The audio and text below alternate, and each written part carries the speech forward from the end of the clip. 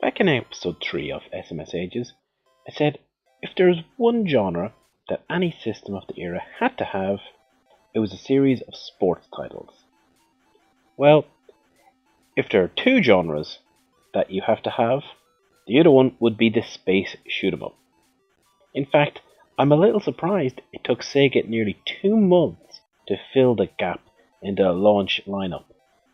It wasn't until December of 1987, with Satellite 7, that we had a space shooter on the Sega Mark III in Japan. Space shooters became ubiquitous in Japan after Taito unleashed Space Invaders on the nation in 1978. Stories of the game causing a national yen shortage are well known, and it led to an explosion in the space shooter genre. One of the most successful examples of this genre was Namco's Xevious, released in 1982. That game took the simple premise set out in Space Invaders and added vertical scrolling elements, changing enemy patterns, and vastly superior graphics. It also borrowed from the concepts of air and ground enemies seen in Konami's Scramble. With Super Xevious still going strong in 1984, it's no surprise Sega would look to that title for inspiration. And that pretty much sums up Satellite 7, a solid, if unremarkable, Xevious clone. Your ship in Satellite 7 can only be described as some form of insect, no idea what it is, and you're tasked with taking on wave after wave of similar alien insect creatures. It's probably fair to say that Satellite 7's enemy design and overall patterns owe some influence to Namco's Galaga. In case it isn't apparent, Satellite 7 isn't the most original game on the market. But then, that's hardly surprising. At this stage, there was already an overwhelming number of games in the genre as it is. While talking about the game's presentation, it's worth mentioning the music.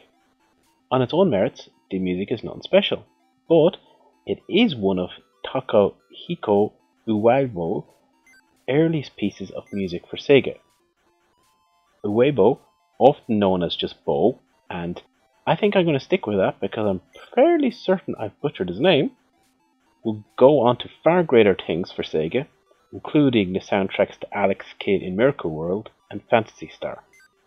Anyway, getting back to the gameplay then.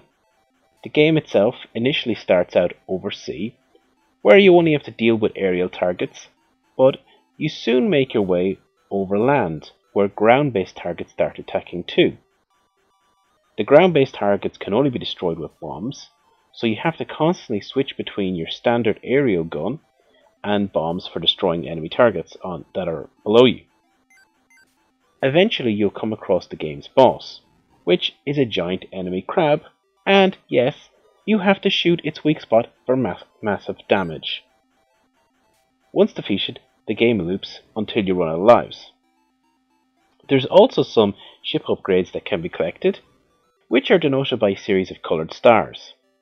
Collect 5 stars of a single colour and that upgrade will become active.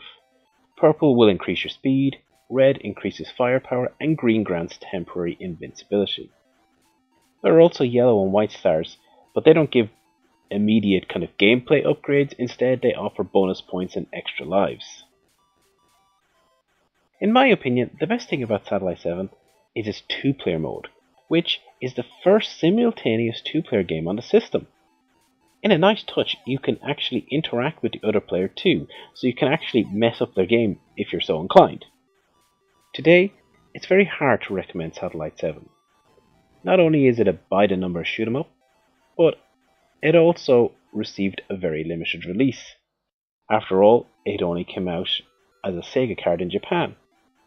Well, that is, unless you count the rather unusual Brazilian release courtesy of Tectoy. As some people might be aware, the Master System was immensely popular in Brazil and remains popular to this day. And that has resulted in Tectoy releasing multiple plug-and-play systems that feature Master System compilations. One of these systems is the Tectoy DVD karaoke game DVT G100. A very catchy name, but its most notable feature, if you could call it that, is that it includes Satellite 7, You know, that big hit game that didn't come out of Japan. So, if you do happen to want to play Satellite 7 in between some karaoke sessions, TechDoy have you covered. Thanks for watching SMS Ages. If you like this episode, then why not try some of the other episodes or other content on the channel, and perhaps like, subscribe, and share to help spread the word. Next time on SMS Ages, train like Maverick to take down those dastardly MiG-25s.